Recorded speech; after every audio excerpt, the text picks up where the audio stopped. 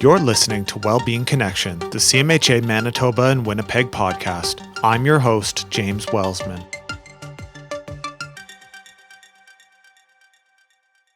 The Canadian Mental Health Association, Manitoba and Winnipeg wishes to acknowledge that we are gathered in Treaty 1 territory at the crossroads of the Anishinaabe, Métis, Cree, Dakota, Ojibwe nations, and on the traditional lands of the Anishinaabe peoples and the homeland of the Métis Nation.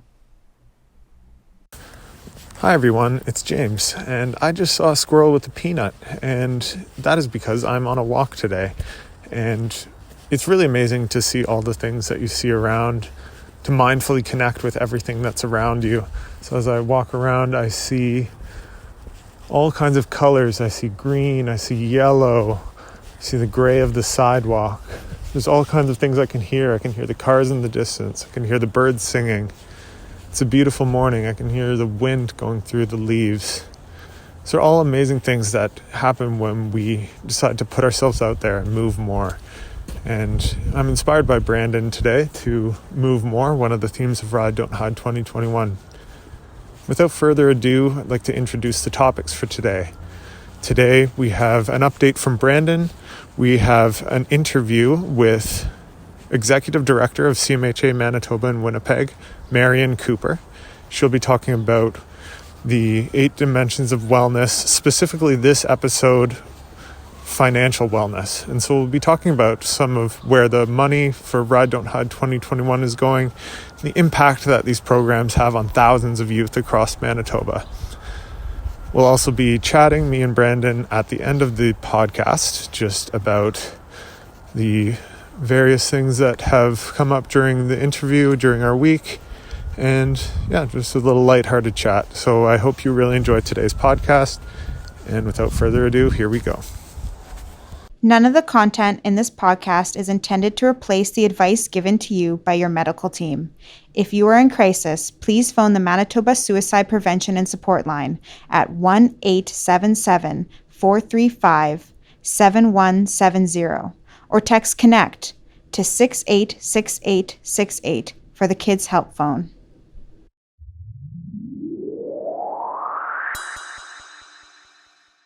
I'm here again with my co-host, Brandon Friesen, Ride Don't Hide 2021 ambassador. Every week, he'll be providing an update on his training regimen and how it's going with his Ride 330 challenge and all the preparation that goes into it. So welcome, Brandon. Hey, James. Thanks for having me back. So tell me, Brandon, how's your ride going so far? How's the training going? Yeah, so it's been going pretty well. I've got friends in different parts of North America, and they're always wondering, why aren't you riding outside today? And you really got to get creative, I think, when you live here. So, but when I have been outside, I've been really enjoying doing the rapid transit route that kind of goes from Harrow, connects at Harrow. There's a rapid transit road for just the buses, and then to the side of that is actually like a bike and walking path. It goes pretty far, and it's nice, smooth road there for you to ride on. So I can usually pick up some good speed on that. So I really have been enjoying heading out to Birds Hill too. There's a nice loop there, so that's just a really safe place, and you kind of get a good mix of hills and inclines and declines. So those have been two of my favorite places. Sort of outside, but I'm going to expand that and continue to check out other areas of the city, because I know we have such great bike routes here that they've really developed those in the last little while. So it's certainly improving. I think there's always room for improvement in Winnipeg, but that's kind of comes with the territory sometimes. So, but yeah, and otherwise I've been doing some stuff virtually too. So, setting up a bike trainer in my basement, and I use like a video game riding program called Zwift. So it puts me in different parts of the world. So I can be riding in Europe, or I can be riding in Australia, and it's just like cool virtual ride where I ride with other people around the world. And so it's kind of neat because it shows, it's showing like my wattage and my power that I'm putting out and stuff like that. So it's just this really cool training. So I'm actually doing a training program with that. So it's kind of like a workout exercise routine that I'll be doing for about 5 weeks, ramping up. So that's kind of my virtual ride. that I'm doing. So it's kind of the intent is that it's to raise my power and my strength and my legs and that ability to just go long distance. So because it's not necessarily in this ride, the 330 ride, it's not necessarily about kind of my ability to do these quick sprints. It's about this endurance section. So I'm really just kind of trying to prep my body for an endurance side of things. So that'll kind of come with that kind of comes with maybe a bit of a different approach. So a lot of people can pump up some speed really quickly, but it's a matter of can you sustain something at a reasonable pace so I can get to Hecla at a reasonable time because I want to be there for dinner. So yeah. So important for sure. I definitely agree with that. I really connected too with just how important it is to have the different modalities of riding. So whether it's riding outside, riding virtually, making it fun with the game. Yeah, you got to just kind of you got to mix it up a little bit. I like doing this kind of ride game, and I think we'll be posting a blog, and maybe I'll get some photos for you, James, so I can share kind of a little bit about what that looks like. But yeah, you got to be able to switch it up a bit, and I think for people that are looking to do their rides and looking to kind of say like, oh, what can I do? Like there is a lot of there's a lot of really cool trails in Winnipeg, and some that up until end of last year, I didn't even know this rapid transit trail existed. So there's these hidden sort of gems sometimes in the city. So, and I think just kind of we can post some of that and share some of that. So when people are trying to think of, what kind of ride can I do? How am I going to ride my way? I think just kind of get creative, like Google Maps, check out some routes, and I think we'll post some cool map routes here, some ideas on our blog. So you should be able to you'll see the link with this podcast. So we'll try to help some other people with their rides. And how does this feel on the day-to-day? Do you feel that you're getting stronger? How does it feel outside of when you're training?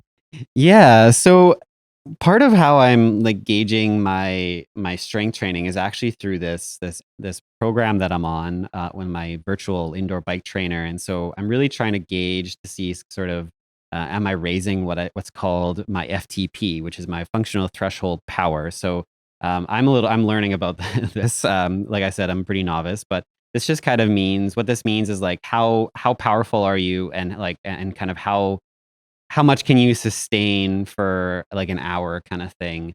And so what I'm looking to do is I'm looking at can I kind of increase that overall kind of power output that I can what can I sustain for an hour. So I'm trying to see is that increasing over the time. And so far I am noticing that I'm increasing, I'm getting stronger. So but yeah, it's for sure taking a lot of time and dedication and just kind of a lot of mental prep too, because some of the rides I do, you have to really book a good hour and a half of your night to just be able to sit on that bike and sweat it out. So Yeah, and when you think of the context of why you're doing this too, you're riding for youth mental health, funding these incredible programs that help so many thousands of kids.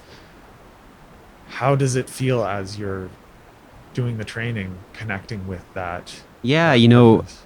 when you're on the bike for an hour and a half, or you're outside for an hour to 2 hours or whatever that may be, you do have a lot of time to just start thinking of why I'm doing this, and that's a really motivating piece, is that when I'm really hitting a hard stretch, and there's many days where just my legs just want to give out, right? And so it's really nice to just sort of kind of calm myself by thinking, why am I doing this, right? And I think about I have conversations with my neighbors, and I just listen to stories about kids and some of the struggles that they're going through within school systems, and I think that our having support for our youth is so important. So that's a real motivator for me, and I keep it top of mind, and I just remember this is I'm doing one little thing here to really support kind of the future of our community, and I think it's so important. So yeah.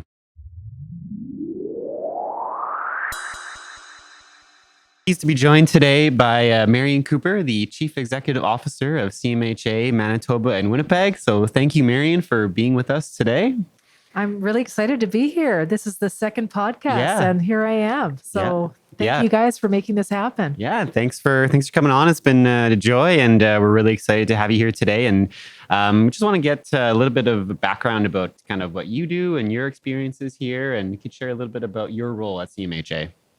Well, I have this amazing sort of privilege to be a part of an organization that is doing such great things in our community. So, in that role as the executive director or the chief executive officer, I get to support our team, but also ensure that we have the resources that we need to be able to do the good work in our communities. So I do a lot of work connecting with funders and supporting those important relationships that help us do the work that our community needs from us. So that's one of the dimensions of my role. I also get to, be a spokesperson for our organization. And really what that is being able to speak about the amazing teams we have and all of the services we provide and the kind of impact we're having in the community. So I have a pretty cool job. Yeah. It's pretty awesome to be able to share all the great things that are going on. And that's... So Brandon and myself have worked over the last couple weeks to put this podcast together and really promote Ride, Don't Hide. And I want you, if you can, Marion, to speak to the importance of this fundraiser.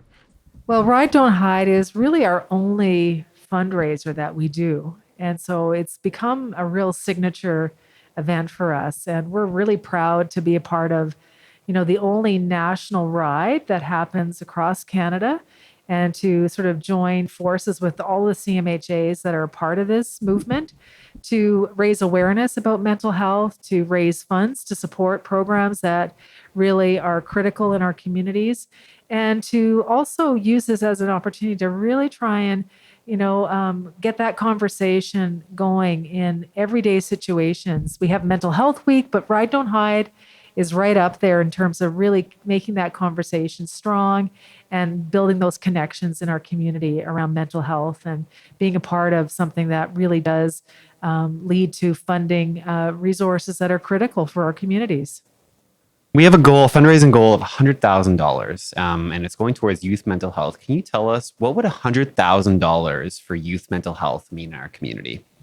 Well, I think it's an awesome goal. When I first heard that, I'll tell you, I had goosebumps. I was really motivated and challenged to kind of make sure that I support this team to make that goal happen.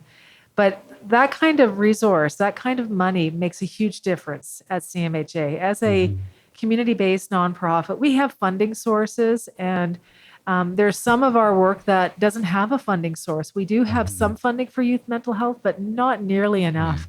So each year, over the last couple of years, we've dedicated the funds that have been raised for Ride, Don't Hide to youth mental health. And this year, if we can raise $100,000, that will knock it through the roof, right? It couldn't happen at a better time. Our young people are needing resources, and the need has grown over the last year.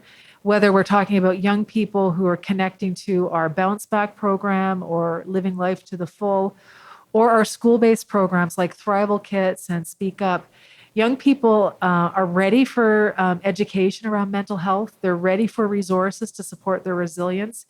And many young people have been struggling during this time. With the pandemic, social connections have been severely interrupted. All of the things that, maybe we look back fondly on our adolescence or our youth that we've taken for granted have not happened for young people. So when I think about what we've been able to do to respond to the need, whether that's, that high school student who's in grade 12 who had plans to go to university, and now they're kind of wondering, well, what should I do? I'm finishing high school, but do I go to university and do that online, or do I wait? What's next for me? And what they're saying to us is, I need some mental health resources. I need someone to help me through this difficult transition of figuring out what's next. So that's one example of how our youth mental health programs can support young people during that very critical transition. We also do a lot of work around engaging post-secondary settings, universities and colleges, where young people transition to. And they're asking for supports and we want to be there to support them, but we can't do that without these resources. So this is a critical fundraiser for us. Yeah, that stage of those lives, whether that's maybe you're in high school or transitioning to post-secondary, that's already a really challenging time of someone's life. I couldn't imagine. And then doing that, going through that during this time of a period of someone's life with a bit of a lack of connection, a lack of support sometimes. So having that would be so crucial. And it can be things like just creating space for people to connect with other young people going through a similar life transition or a challenging experience. So we've been trying to create more Zoom communities to bring young people together to make those connections. And, that's been an opportunity for us to be innovative and show how we can really meet needs. But we need funding for that. We haven't really received the funding that can really get us to the finish line to support young people during this very difficult period of time in our community, in our society. Yes, absolutely. So these funds, I know that they support thousands of kids. Thousands of kids will get the resources that they need to be able to develop positive mental health coping strategies as they move through different stages of their life. Next question I have is, what takes your breath away about the services that CMHA is currently offering? What a beautiful question. Lots of things take my breath away. And I think what has been really beautiful recently, I was connecting with some young people, young professionals who've just come into their career as, helpers, people working in mental health and addictions. And I asked them, what got you started on this? And this one fellow said, well, actually, in high school, I listened to what was called Mile 5 at the time, which was our speaker program, to one of the speakers who came into my classroom. And I had that experience, in high school to have gone through that program. And then I became a speaker because this was a fellow who had struggled with anxiety and addiction issues. And that then helped him in his recovery journey, that then landed him in this field of helping others. And I remember feeling at that moment such pride, first of all, that CMHA had that kind of transformational impact on an individual. And now that person is giving back in such a beautiful way. And isn't that the kind of cascade that we're trying to create, right? Where we, get information out to folks, encourage them to seek the help that they need, be there to be that resource and support people to develop the skills. And then they're ready to help others. And if we can just keep making that happen, that's about creating a community that really supports and cares for one another. And through the Ride Don't Hide campaign, one of our main focuses is giving back. So can you, Marion, speak to what's the importance of giving back? How does it help someone's own mental health, and how does it help the community as well? Well, giving back is really, I think there's so many parts to that. There's giving back in terms of making a donation or contributing your time and your talents. And Ride Don't Hide is that kind of opportunity. When we're doing that fundraiser in person, people come out and volunteer and they give back. People get out there and raise funds. People build a team and show up for the ride. So you can still do all of those things during this virtual event. But giving back can happen in so many ways. When we think about the power of peer support, well, the heart of peer support is giving back. My life has been saved because of peer support. Not just the peer support that I received, but also the peer support that I gave. And, I have witnessed that in my own life.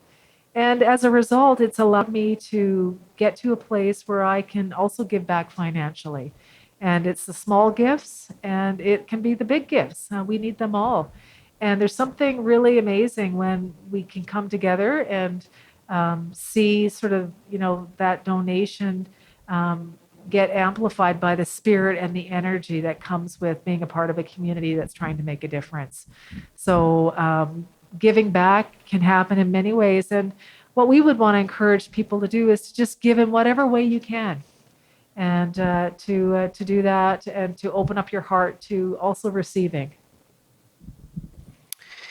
Yeah, and it's true. Whether it's that $5 or $10 or whatever you can, that's maybe giving back is also just being a leader amongst the Ride Don't Hide team and motivating those around you too. So, and I guess just wanted to wrap it up, maybe with just asking kind of what's one wellness tip that you have that you maybe developed over the last year that you'd like to share. Sure. I mean, I've never been someone who watches TV a whole lot. And, lots of people say, oh, did you see this movie or that movie? And I'm like, no, I didn't hear about it. And, it's probably a movie that's 10 years old and it's like everybody saw it, but I didn't. And so this year I have watched a lot of TV. And actually, I set it as a goal to watch more TV. A goal to watch more TV, Watch hey? more TV. I know most people think like, really? But I've succeeded on that goal and it's been amazing. I love lots of TV programs that I've been exposed to over this last year, and I've learned how I was able to reframe it because I used to kind of be a bit judgy, I'll say, around TV watching and thinking I should really be reading a book or I should be doing something more active, and I would really not give myself permission, right, to watch TV. But this year I gave myself permission. And it took me a while to ease into it. Yeah. I would feel pretty kind of unsettled sitting there, watching TV. And now I'm just embracing it. And I've seen some amazing shows and I've been inspired and I've been challenged. Are you watching The Bachelor or? Well, I have actually watched The Bachelor. That's not some of the best TV shows that I've watched, but I've seen some really great shows. Yeah. Right now I'm watching a new Prime, the Underground Railway. Okay. Have you guys seen that? I haven't, no. But there's some great TV out There's there. so much out there, isn't there? But it's right? helped me to tap into a new way to manage stress, to also feel connected to others because, it allows me now an opportunity to have conversation with people around stuff we've shared. We can all and watch the watched. same show. And, Absolutely. Yeah.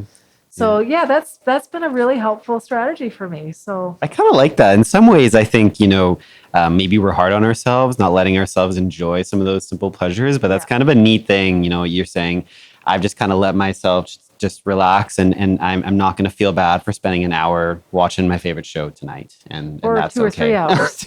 yeah, exactly. Sometimes that Netflix can keep going, right? Absolutely. Well, but it's been a gift. Absolutely. Yeah. I must say, Marion, that's really inspiring for me too, because I've found myself a lot in the same situation where people will say, oh, have you seen that show? I'll say, well, I haven't seen that show. I don't really watch TV or movies, but it's about, that giving permission to relax and to take that time to do something for yourself. That's so incredible. And it's also about the building connections, as you said. And when we're talking about Ride Don't Hide and the giving back and the financial aspect, but also just inspiring others to be able to give back in their own way too. It's all about building those connections. And those are the things that are really sorely lacking in this time and that we have to be really intentional about as we move forward. Absolutely. And it is about intention, right? It's about, thinking about these things, but also thinking, I can do this and, I can make a difference and I can be a part of this.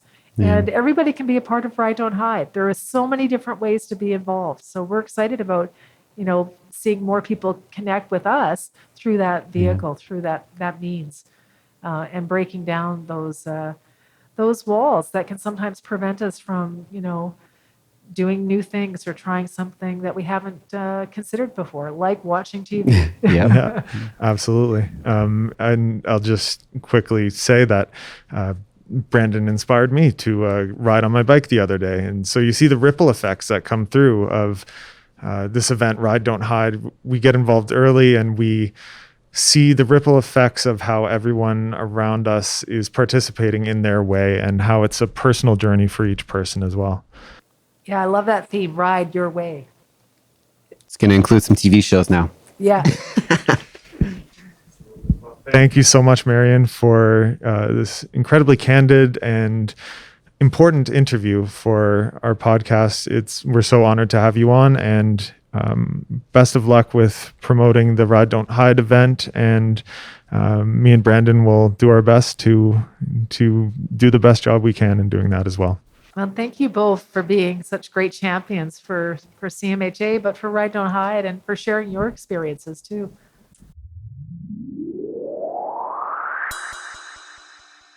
Well, James, that was really nice to have Marion Cooper here. It's nice to hear a little bit about where the money is going. So some tangible programs, whether that's our Thrival kits, bounce back for youth, peer support, things like that. Just creating some of those connections to help youth through what is already a challenging time. Just thinking about transitioning now from high school to university, how hard that would be. And youth are asking for mental health supports, and this fundraiser is part of what's going to contribute to having more supports in place for our youth. You can see the ripple effects of some of the things too. So, Brandon, you've been talking about riding 330 kilometers for the Ride 330 Challenge, which is such an inspiring action that it actually inspired me over the past weekend to get on my bike and ride for the first time in a few years. Nice. It was just really good to reconnect with some kind of physical activity. I feel I've isolated myself in a lot of ways out of protecting myself during COVID and protecting the people that I love. So just being able to go out in a safe way, put my mask up when I'm passing by someone, just ride a few kilometers. Where'd you go? So I'm still familiarizing myself with the... James isn't from Winnipeg, yeah. Yeah, so from Ontario, from York Region specifically. Shout out to everyone from York Region. So being new to Winnipeg and being a bit directionally challenged, I'm not sure exactly where I went, but it was beautiful and there were trails and it wasn't too busy. The weather was really, really nice. It was really enjoyable. I'm going to be testing how you pronounce some of our street names yet. So, okay, yeah. So do you ever bike on Portage Avenue? I love Portage Avenue. Yeah, it's great. Yeah, James, Portage Avenue. Okay. That's there you go. That's your first. Yeah. Commit that to memory. So yeah, just reiterate how nice it is to hear some really candid conversations with Marion. I really connected over the TV piece, and it's not just about, okay, this is something I like to do. I like to watch TV. It's something a lot bigger than that. It's about, in the last year, we've been tested with something that can be considered traumatic for the entire world. And how do we cope with that? I was reading an interesting article a year ago about how this is something that can be compared to being in a time of war. And we really have to take those extra steps for ourselves, whatever that might be. And so it's all about that self-reflection, taking a step back and going, is this something that is serving me right now? What can I do to give myself a bit of a break in this moment? What are things I need to do right now? What are things that can wait? There's all the questions that we can ask to be a little bit more mindful. Yeah, it's nice to hear about some intentional things that, maybe it's a little bit of a simple thing watching TV, but great to hear that, regardless of what it is, do with intention. And if it supports your well-being, it's a good thing. Yeah. And we're all about making connections at this podcast, of course, if the title didn't give it away.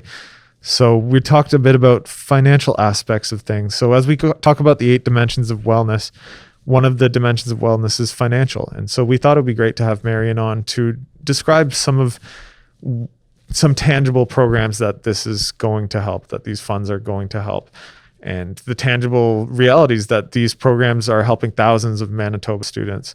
It's really incredible to hear even just how people have graduated from that and gone on to do great things, giving back and helping people in a similar way that they were helped.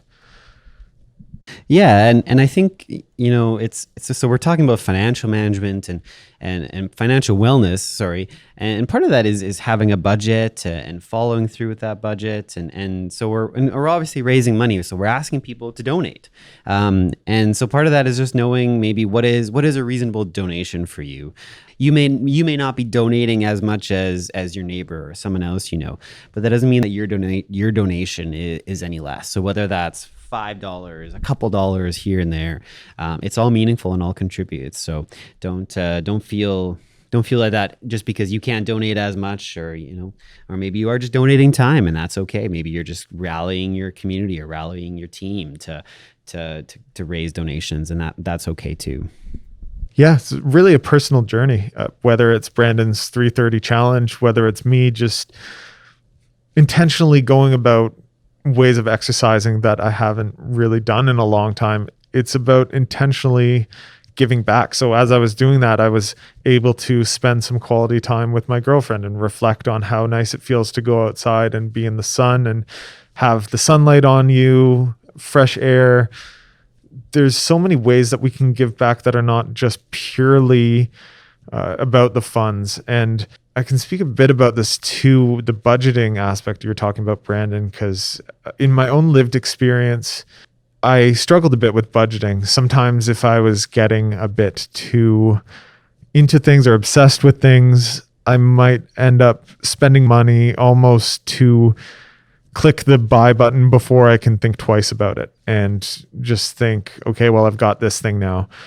And when I look back, a lot of the things were maybe a bit too impulsive and a little less intentional. So whether it's setting up a budget, something like that, there are a lot of supports as well at CMHA that can help with that sort of thing. It's employment supports. There's a lot of different resources out there that you can connect with to learn more about budgeting, because it really adds so much to your wellness to be more intentional with whatever you do. And whether it comes down to you being able to donate just $1, or whether it comes down to this is something that means so much to you and you have the ability to afford it, that you're giving something that's a lot bigger in number, but it all comes down to the spirit behind it. And we're just trying to inspire as many people as we can to get that spirit and to give back in a way that really means something intentionally to them. Yeah, I like that, James. Kind of thinking about what is being intentional with the donation, being intentional and being mindful of your own budget and financial wellness. That's such an important part to our overall wellness, for sure. So thanks for sharing that. I have one more question about your ride. Something I'm really curious about, being a musician myself. Okay. What kind of music do you listen to when you're exercising and training? You know, I think some people might laugh at this a little bit. I don't know, but it works for me, so whatever. You know, I can do a full hour and a half ride, and I can be listening to hot country the entire time. Some people really like the fast-paced music, but you know, surprisingly, I've been able to use that for an hour and a half, and it doesn't. I like it. So, but you know, I have put on Justin Bieber before. I have done some good variety. So, you have a lot of time to listen to music. So really, it's kind of just you got to plow through some playlists at times. So, but I'm not sure how many other people would listen to country throughout an hour and a half ride. You know, whatever works for you, I gotta say. And then my personal connection, I hear Bieber, and wow, just if you're talking about learning to control your breath while exercising, I mean, Justin Bieber's vocals, you can't say enough about that. And yeah, it's really such an important thing to be able to find a way to train that works for you, whether it's listening to music, whether it's having a powered TV that when you're on your stationary bike, the TV's powered by it. So that concludes today's episode. Thank you, Marion Cooper, Executive Director of CMHA Manitoba and Winnipeg, for sharing your insights. Thank you, everyone, for listening today. Thank you, Brandon, for being such an amazing co-host. Be sure to like, subscribe, follow, whatever your podcast platform of choice demands. Be sure to share this with your friends. Be sure to join Brandon's team at the links below. Thank you. I'll see you next time.